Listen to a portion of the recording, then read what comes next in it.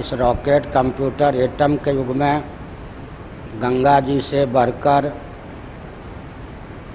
कोई भी जल विश्व में सुलभ नहीं है। कदाचित यह Ganga France, Germany, Japan, Britain, America को सुलभ होती तो निस्संदेह इस प्रकार की दुर्दशा इसकी नहीं होती।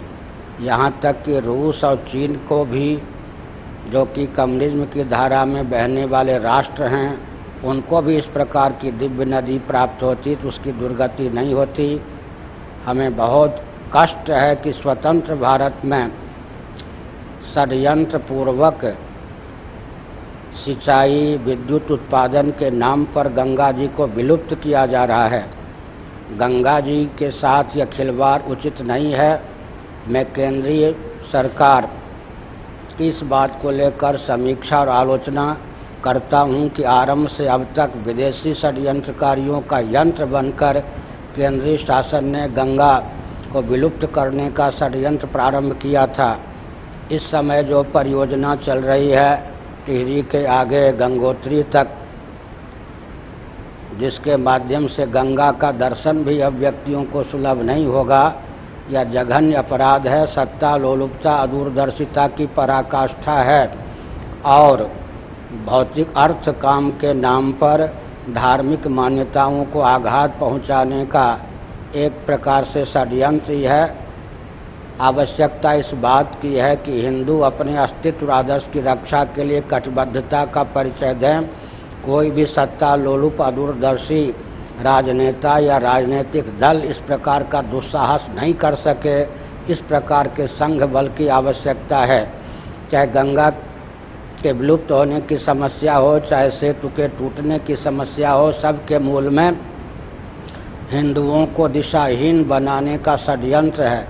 ऐसी परिस्थिति में पूरे भारत में जितने भी आस्तिक व्यक्ति हैं, दार्शनिक हैं, वैज्ञानिक हैं, वे इस आस्था के केंद्र को सुरक्षित रखने के लिए अपना योगदान प्रस्तुत करें। विशेषकर उत्तराखंड की सरकार गुप्त या प्रकट रीति से भी इस प्रकार की परियोजना को बल न दे।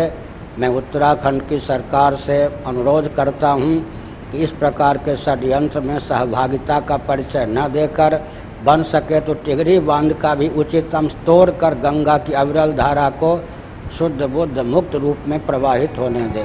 Rishikesh and Haridwar, located at the foothills of the Himalayas, are places of spiritual practice and pilgrimage since ancient times. Here the Ganga is broader and bigger. Already thousands congregate to worship her, to bathe or to simply gaze. At Haridwar, we spoke to the present Shankaracharya of Joshimath and thus of Uttarakhand. हमारा यही विचार है कि गंगा के प्रवाह के साथ छेड़छाड़ नहीं की जानी चाहिए। प्रवाह का ही नाम गंगा है। अगर वो अविरल प्रवाह नहीं रहता है तो उसकी जो स्वच्छता है और महत्ता है उसमें आँच आती है। इसलिए हम लोग चाहते हैं कि उनको न छेड़ा जाए। जिस रास्ते से वो गंगा सागर तक गई, उस रास्ते में जो भी जल प्रवाह चलता है वह गंगा है और उसका वही महत्व है जो गंगा सागर संगम पर पहली बार भगीरथ राजा के रथ के पीछे पीछे गई थी। तो ऐसी स्थिति में विकास के नाम पर उस पर इस तरह का अवरोध खड़ा करना धार्मिक दृष्टि से सर्वथा अनुचित है। और इतना ही नहीं, पर्यावरण की दृष्टि से, इसके अतिरिक्त भारत की सुरक्षा की दृष्टि से गंगा का प्रवाह बना रहना आवश्यक है। Haridwar is also the place where in 1914 the British government decided to build a dam on the Ganga. Madan Mohan Malviya, who was fulfilling his dream of setting up Banaras Hindu University in Varanasi at that time, left everything and rushed to Haridwar. There were nationwide protests, finally after meetings in which kings, eminent leaders and the four Shankaracharyas participated. Malviyaji ensured that the British government committed in writing against building the dams. The irony of our own government carrying out what an alien oppressive rule would not is perhaps not so great as the irony that what the leaders of our country fought to protect out of national reverence at that time, the leaders of today deem wise to methodically destroy. We spoke to Maharaja Gaj Singh from the royal line of Jodhpur. The Ganga is the symbol of India and the whole of the Indian civilization, call it Hindu civilization. But it's not just a question of Hindus and Hindu sentiments. It is more than that. The Ganga symbolizes our entire civilization, and ecologically it represents something that is fundamental to all of life.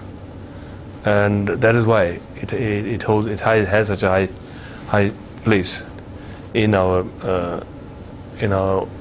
order of things. And to mess around with it in this manner, I think is really a crime. Particularly as we have been told, as we know, the Ganga has various qualities in its water which are still being scientifically analyzed, and it's all to do with its course, how it traverses through mountains and rocks from Gangotri, and as it comes down it collects more and more pollutants on the way, but still somehow manages to retain its purity. And that is, I think that's what it derives right at the top.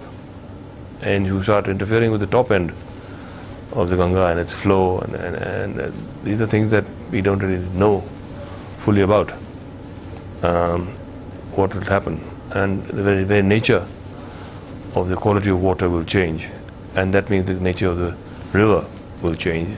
All live plantation along the river, and as it is, it's already down below further highly polluted. So even the cleansing effect of the upper waters will disappear, and I think you'll be creating a major ecological disaster. For the sake of, yes, power is necessary for everybody, but I think we have to look at broader things, and here there's the whole ecological issue involved, there's a religious sentiment involved of the local people who live along the banks of the Ganga. Their livelihood will also be affected, and here we have a pure source of water, and we're going to fiddle around with it. I think it's everyone should unite and make a noise and see that it doesn't happen.